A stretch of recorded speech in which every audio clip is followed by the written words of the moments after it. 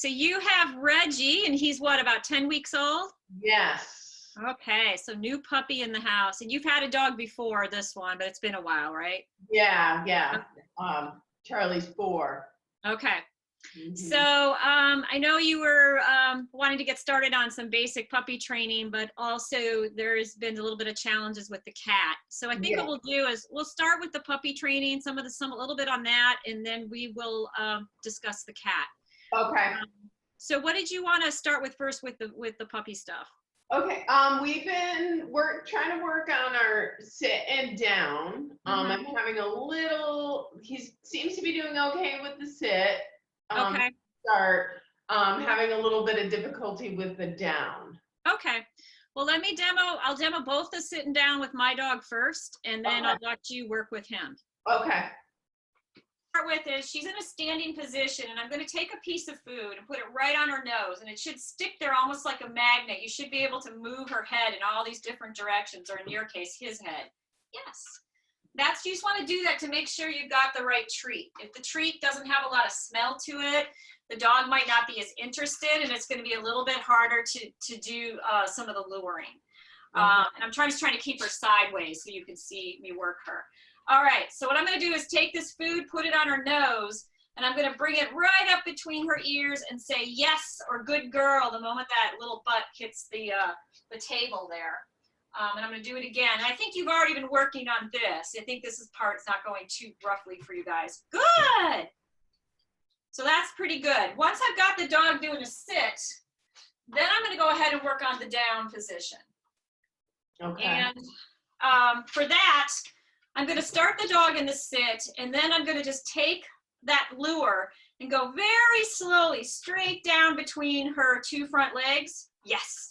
I like to call that nose to toes. If you want to kind of always remember nose to toes, and you'll remember that lure technique. Straight down to the floor, nose to toes. Yes.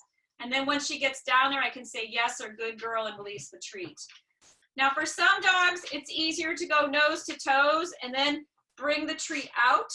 And for some dogs, it's easier to go nose to toes and bring the treat in. So what I mean by that is it's an L or an L. And so in this case, she's sideways, so the L is going one way or the L is going underneath her. Some dogs, though, they do just fine doing straight down nose to toes. Yes, for a new dog that's learning, once you get down to the floor, sometimes just holding the food there will help the dog, you know, finally drop into the down. Okay. Let me go ahead. I'm going to move her off the table. And I want to watch you guys work on it. Okay. So do we first try doing the nose to toes and then see if you need to adjust into an L? Yeah, start with the sit, reward him for the sit, and then right from there, I would have a few treats in your hand, and then go ahead and go right into the down position. Okay. Let's see. Let me get it. Reggie.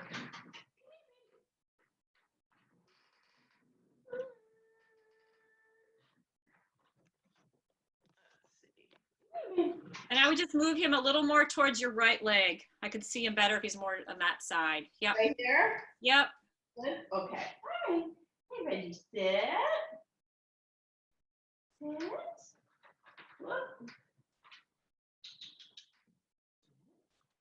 Good job. All right. Good job, Reggie. All right.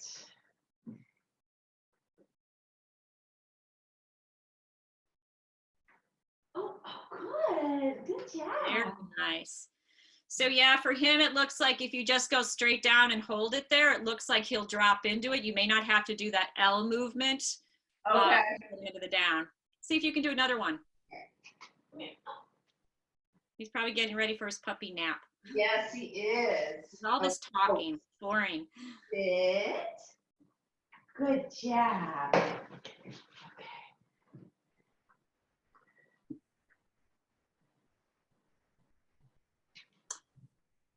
So that was pretty good. The only thing I would say is just to slow down the movement of that lure. You were just a little fast on it. Oh, okay. He was like, whoop, where did it go? So you want to keep it nice and slow so the smell is there. And, you know, I usually tell people, just keep it slow enough so that the dog is no more than maybe 1 inch to 2 inches away from it at the most. Okay. Okay. All right. Let's try again. Okay. All right. We can see him. Yeah. Yep. Reggie, sit.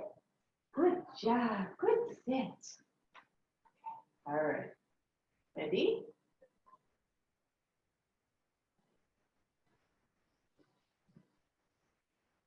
If he's confused, just put it back on his nose and restart the process. Nice and slow. Ready? Straight down between his toes.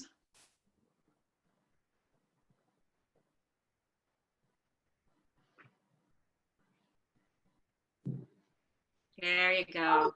Good job. Yes. Good. I think you got that. I think you got the down.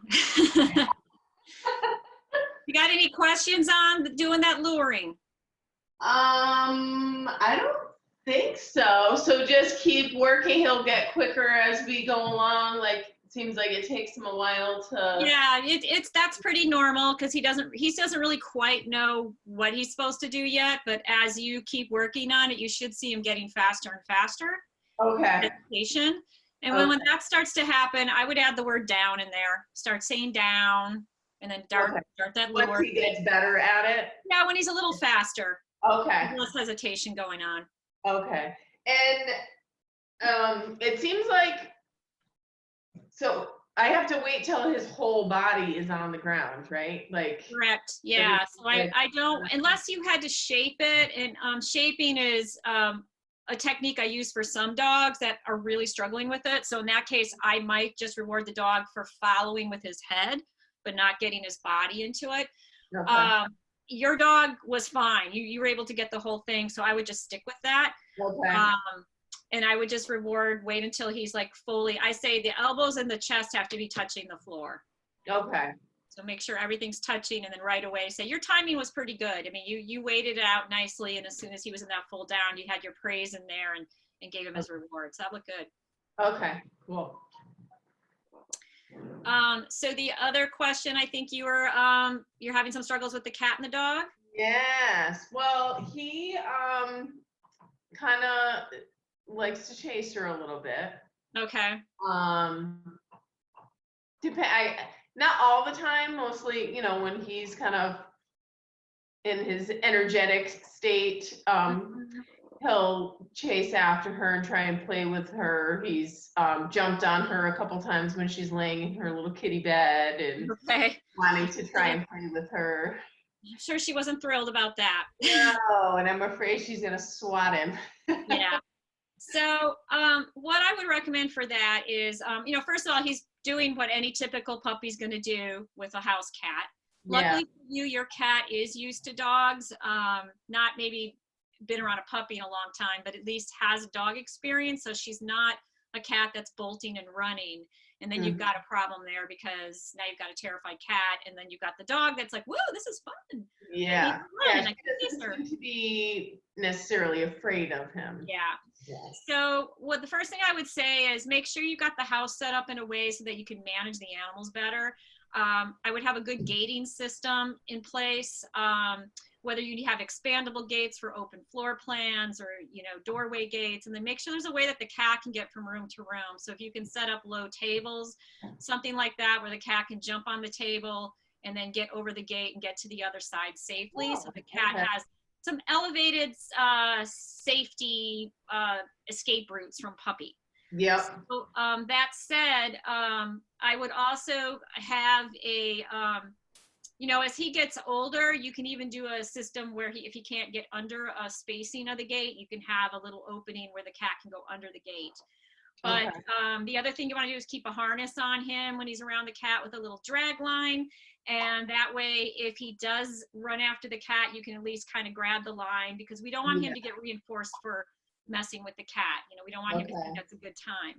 But on the flip side, we do want to reinforce the good stuff. And I know you had told me that there are times where earlier you were saying, well, he was really cute the other day. He just went up and sniffed the cat, and then she didn't even swat him. Yeah. So those are the times that I want you to go, good boy, Reggie, and then give him a little cookie for doing that. And what that's going to do is he's going to start to notice when he does those nice things like sniffing the cat or just looking at the cat. Cat goes walking by and he doesn't chase the cat, and you go, good boy, Reggie. he's going to start to notice that those behaviors are the payoff behaviors. Okay. And then I would definitely work a lot on name recall. So do a lot of games in general where you're going, Reggie, and kind of running across the room so he wants to chase after you, and then reward him for that. Good boy, give him a treat. So that way you can play the little runaway game if he starts to go towards the cat, especially if he's in a frisky mood. Yes. And you can go, Reggie, and, you know, get him to run and chase you and then reward. So he's learning to come off the cat. Okay. I definitely think they'll work out fine. Just kind of, you know, tighten up your management a little bit and use the positive reinforcement to reward all that good behaviors.